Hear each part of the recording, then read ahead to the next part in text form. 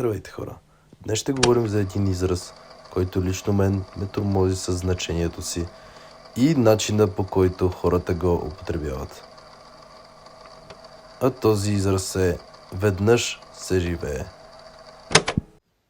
Това видео няма общо с мотивация, нито пък сарказъм, нито е направено с цел да наложи някакво мнение.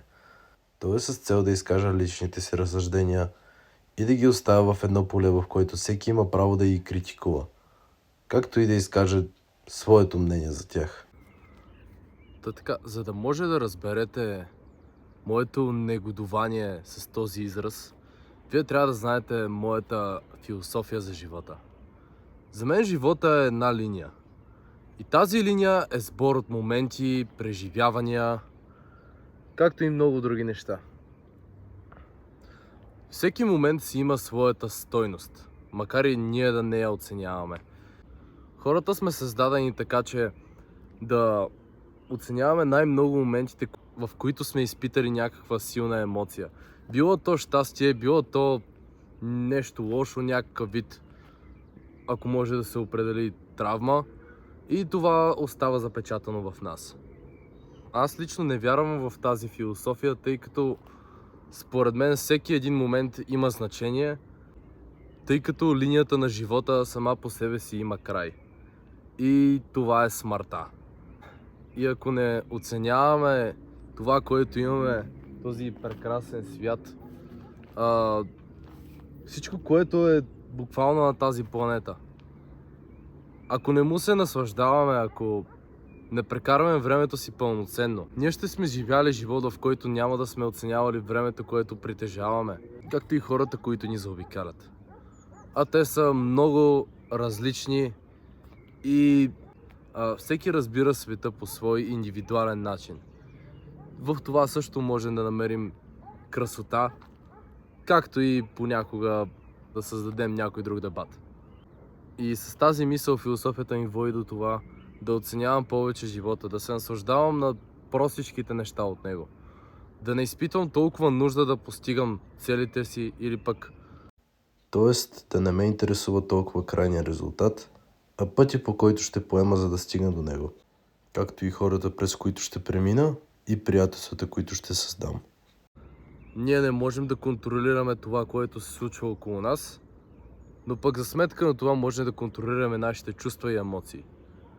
Определено изисква време, докато се научим да правим нещо такова, но отделяйки това време, вие ще разберете много повече за себе си, както и ще се научите да цените повече хората около вас и близките ви. Сам по себе си живота за мен няма смисъл. Живота е обгърнат в военни конфликти, болести, както и доста други неприятни неща. Всеки решава да даде смисъл на живота си по един или друг начин. А смъртта сама по себе си е доста добра движеща сила. Защото осъзнавайки, че един ден няма да те има, че целият този път ще свърши и евентуално всичко ще остане в забрава. Това ни дава силата да поемем юздите на нашия живот и да решим какво е най-добро за нас. И в този смисъл няма грешни отговори. Всеки има право да прави с живота си каквото поиска. Стига да не пречи на другите. Смъртта сама по себе си е нещо неизбежимо, ако трябва да сме честни. И затова няма смисъл да се страхуваш от нея.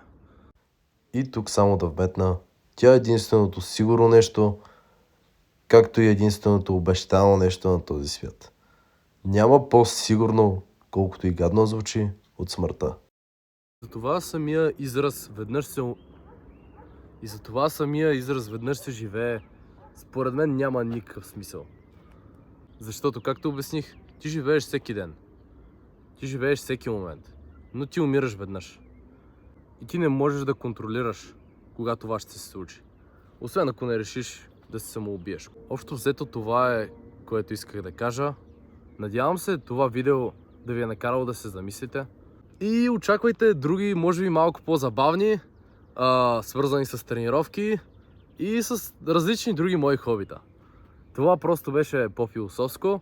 Аз си имам някои теми, които обичам да обсъждам. Затова, ако имате някакво различно мнение, пишете в коментарите, аз ще се радвам да ги прочита. Ще се радвам дори на някаква отвратителна критика. Това е от мен. Сега ще го оставя малко да се насладите на залеза. Без мен. Красиво, а? Ето ма пак грозния.